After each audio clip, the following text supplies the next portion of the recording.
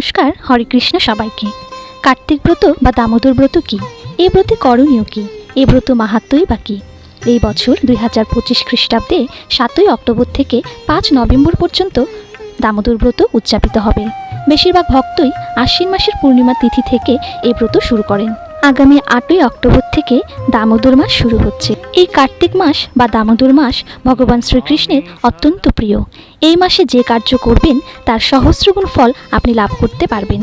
তাই এই মাসে ভগবান বিশেষ সুযোগ প্রদান করেছেন। তাই কেউ একবার হরিনাম করলে তিনি সহস্রবার হরিনামের ফল প্রাপ্ত হবেন।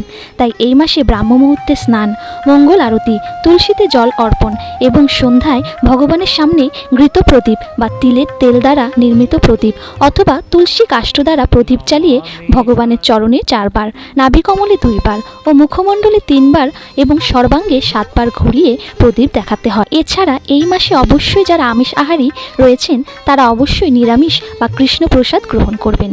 তাই শ্রীকৃষ্ণ প্রেয়সী রাধিকা সহ ভগবান শ্রীকৃষ্ণের প্রীতিবিধানের জন্য সকলে এই ব্রত পালন করুন। হরে কৃষ্ণ।